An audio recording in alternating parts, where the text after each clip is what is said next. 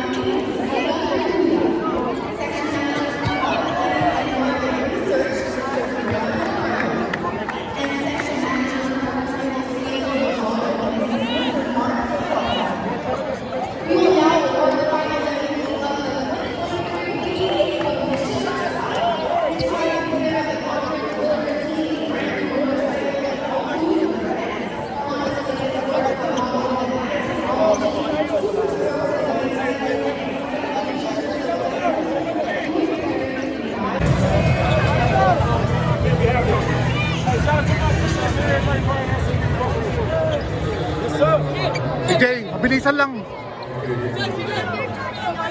Sige, final sa MVP ka. Struggling ka nung first half. Anong nangyari? Paano mo na, ano? Siguro sobrang gigil ko lang talaga. Like, I'm so excited talaga pagdating ng dugout kanina, paggising ko ng umaga, sobrang excited ko. So parang gigil ako to make a point talaga. Pero yun, sabi nila Chris Ross, sila Coach George, kalmahan ko lang, mag-relax lang talaga ako. So, ayun, thank God na lumabas yung laro ko sa second half.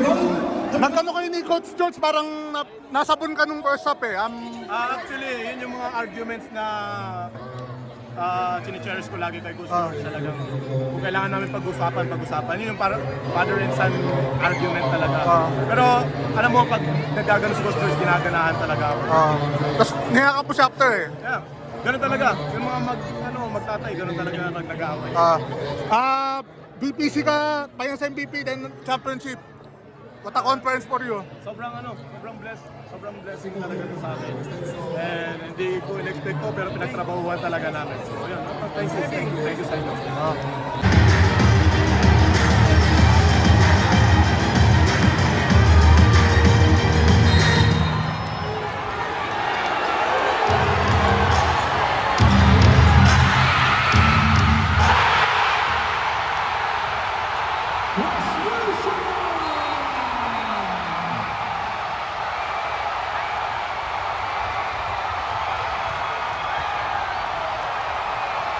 Second timeout, Sandro Bennett.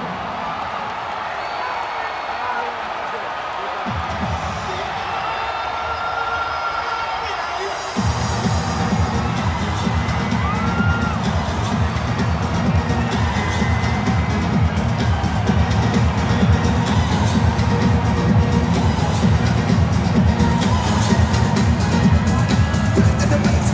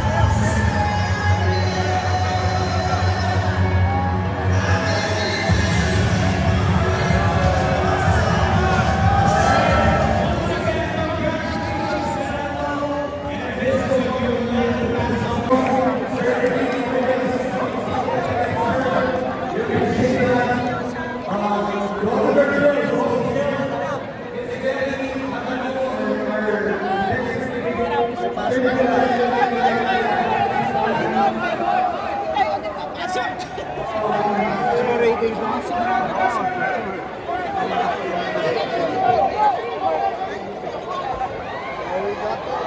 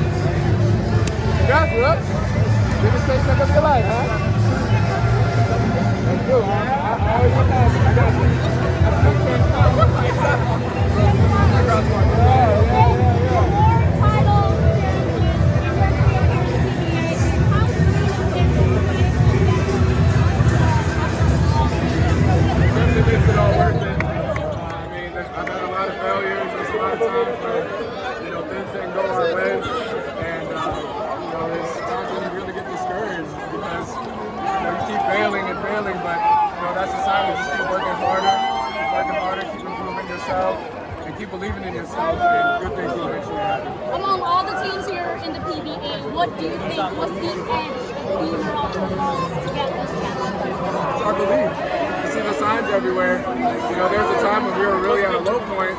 You know, and we didn't even know if we were going to make the playoffs. But then we had a meeting and we said, you know, you really got to believe if you want to do something special. And everybody committed to that, and you see that. You see what's happening right now. It's the fruition of us believing in what we can do in our system and the coaching staff and each other. So, you know, there's a lot of love here on this team and with this group of guys and with this organization. And everybody's great people, so it's nice to see success finally come their way.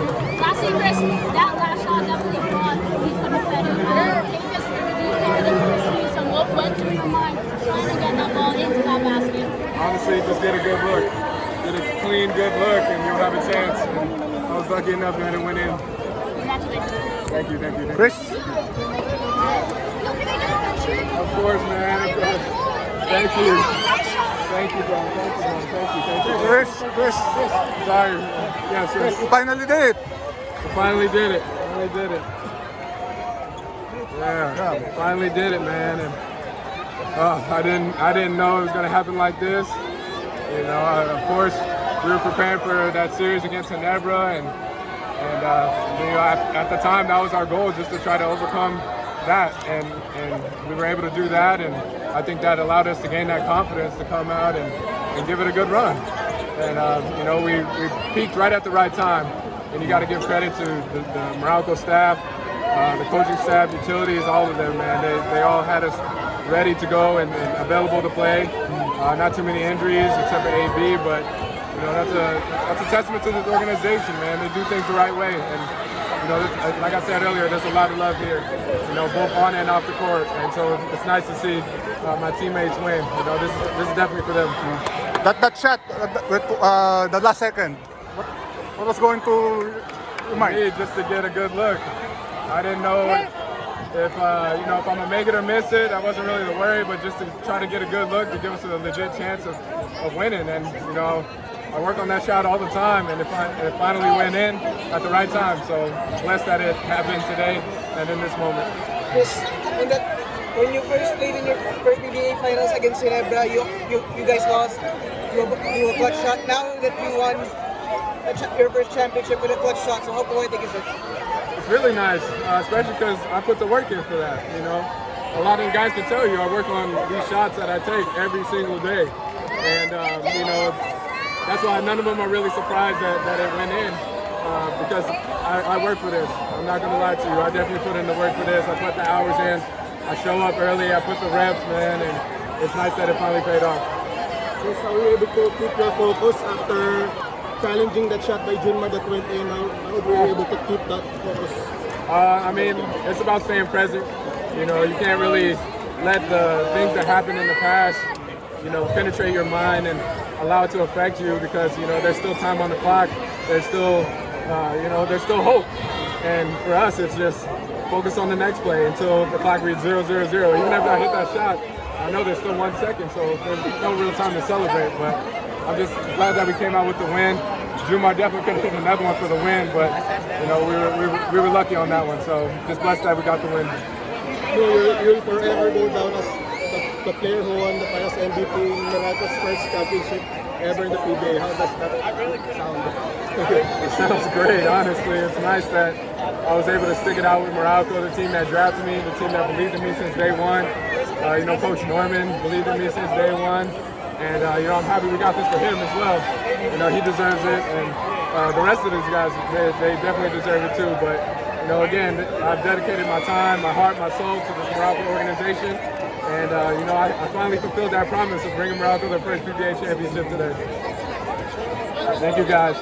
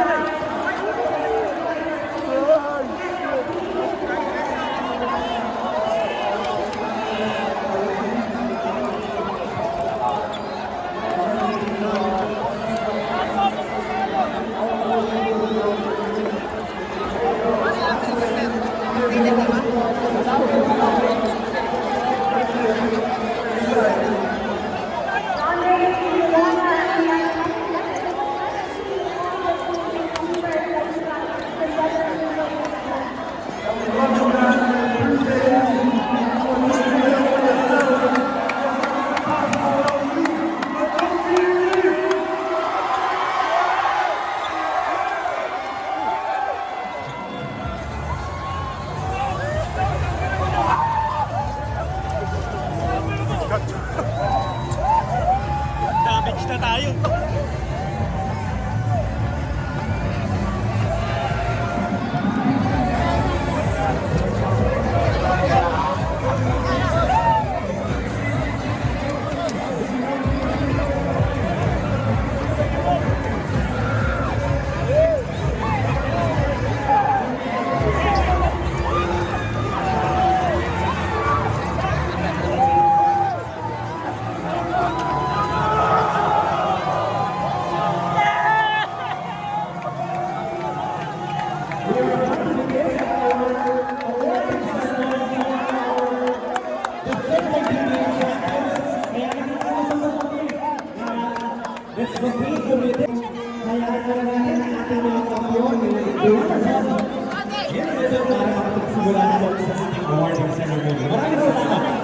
Champion ako sa wakas.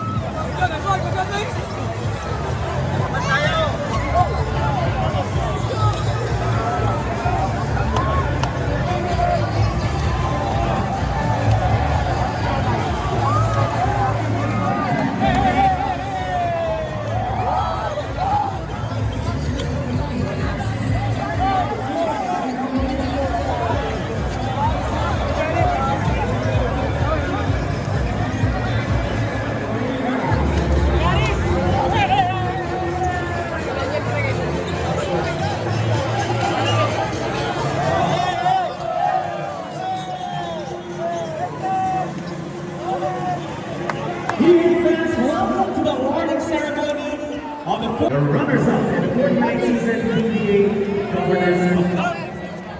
And now, PBA fans, we ask you to make the loudest noise for your back-to-back champions of the PBA Governors Cup, the TNT Dubra Eagles.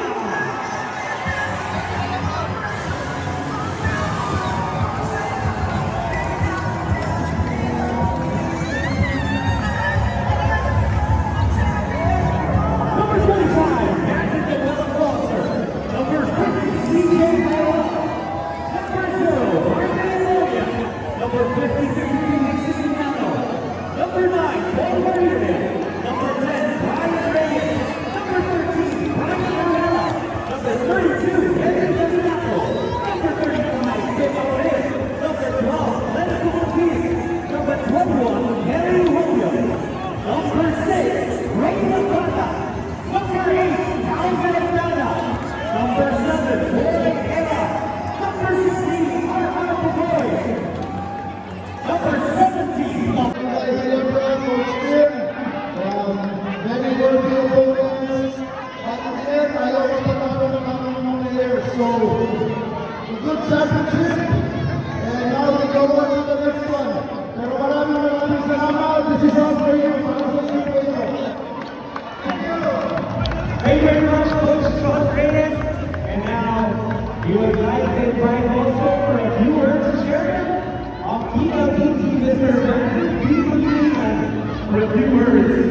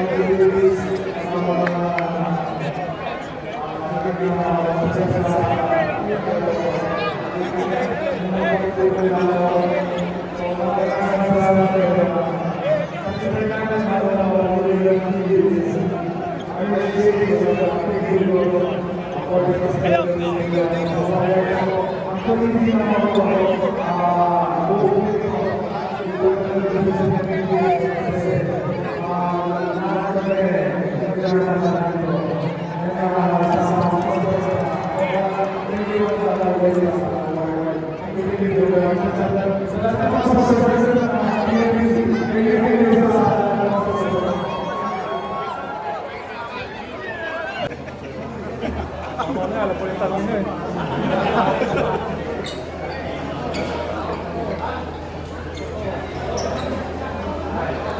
Hoy, hoy.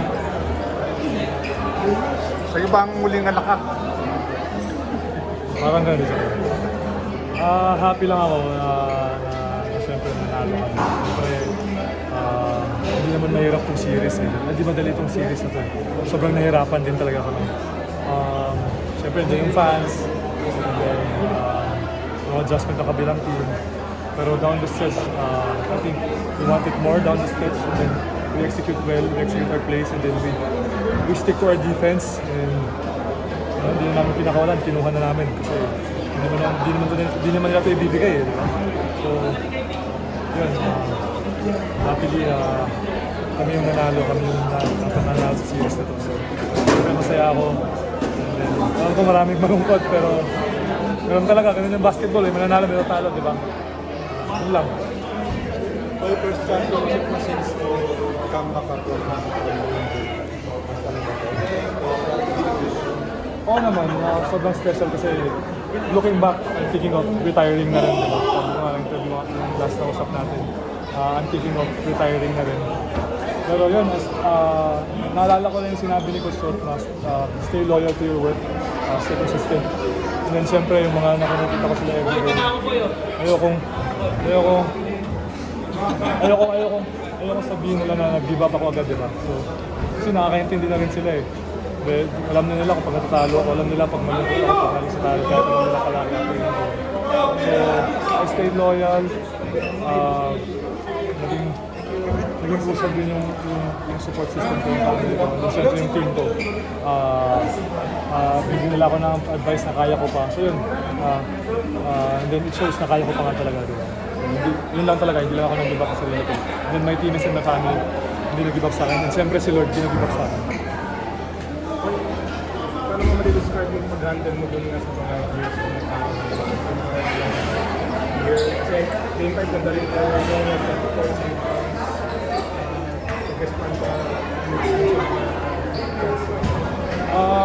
ano lang, mas focus na ako sa kaya ko i-control, which is sarili ko.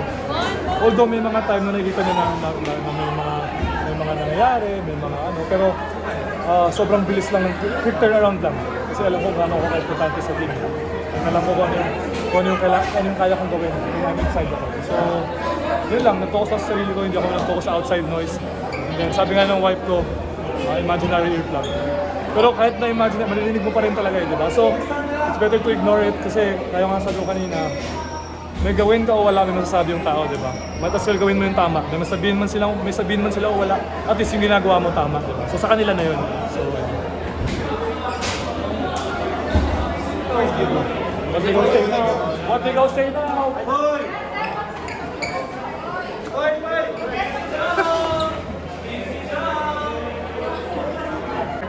Part 2. Ay, oo. Sorry. Jason, ano na? Ulit ka na.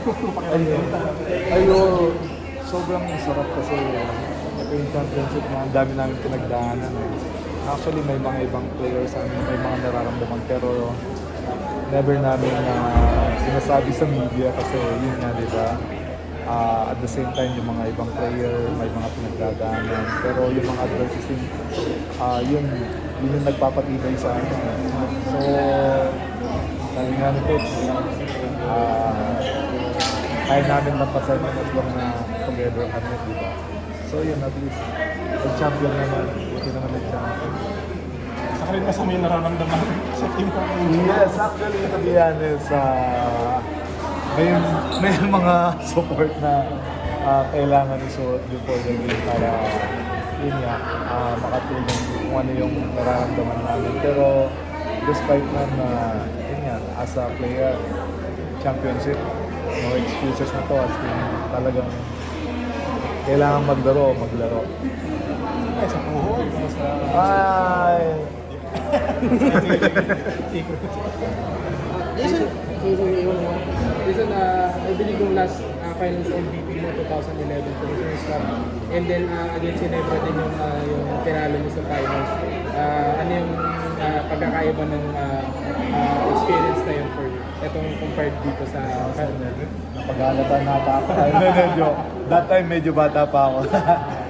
Sobrang sarap ng feeling kasi syempre, di ba, against Ginebra na sobrang daming fan nila. At the same time, Brownlee, sobrang galing. Yung mga rookie nila, sina Holtz. Sobrang special nung championship na to, lalo na sa akin kasi yun nga, sa mga pinagdaanan namin natin, yung marirecall nyo, last conference, di nga ata kami pumasok ng semifinals, di ba? So, sabi namin, ito yung opportunity with RHC na kaya mag-champion kasi yun nga, blessing court at the same time, hindi lang blessing court, sobrang bayet, at the same time leader talaga. So talagang maiyak ang hindi maglaro ng mga ayos sa kanya. So lahat kami yun during training camp sa Cebu, sobrang nagpa-condition lahat. At saka yung kung ano yung sistema na gusto nang mangyari ng coach, talagang nagbayan lahat. So hopefully maging maganda naman yung list.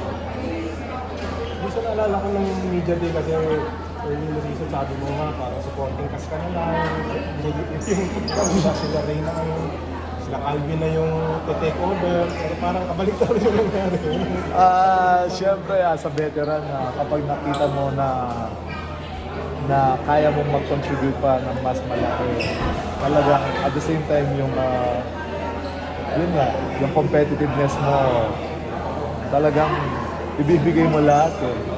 So, yun, buti na lang nakapag-perform ako ng maganda this finals. At the same time, yun nga, as a veteran, kailangan mo rin silang i-guide.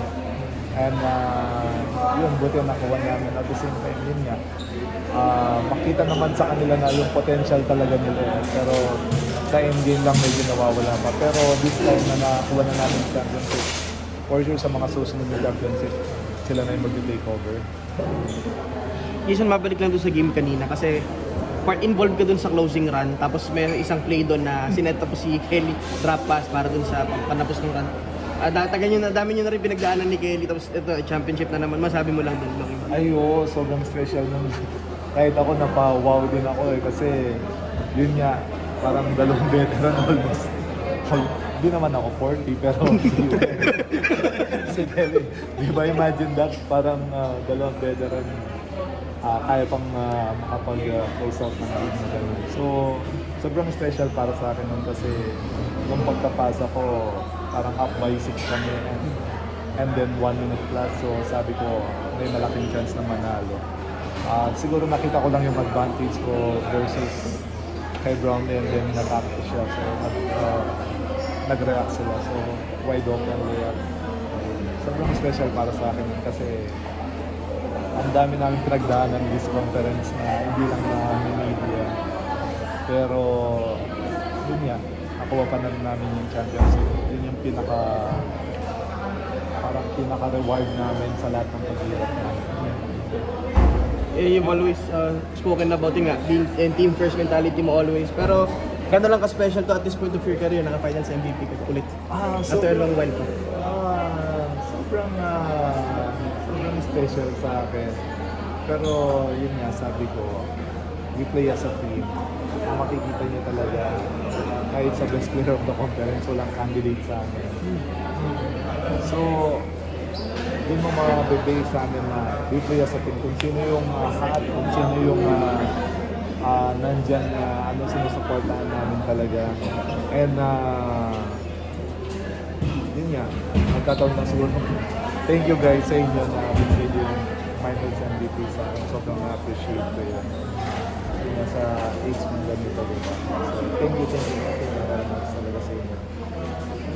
Jason, naging motivation ba sa iyo yung naging breakup yung birthday of Mario Bros personally para ma-continue siya yung patuloy? Di ba sabi ko lang sa inyo, magaling yung batang yun. Makita natin na within 2 to 3 years, yung batang yun talaga kaya mag-dominate yung laro. So, and syempre, yun nga.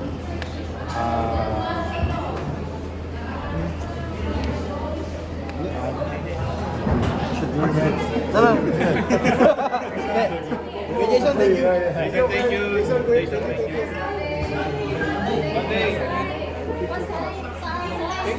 Thanks, son.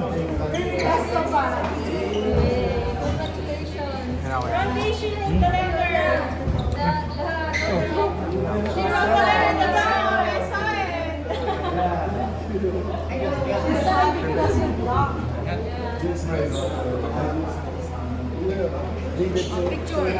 Live picture mo kami. Bless. The one who wrote the letter. The one who wrote the letter. That's for winning the finals MVP. I love Jason. Jason, for the blur, congrats for winning the finals MVP. Mamaya na. That's your turn, sir. Okay.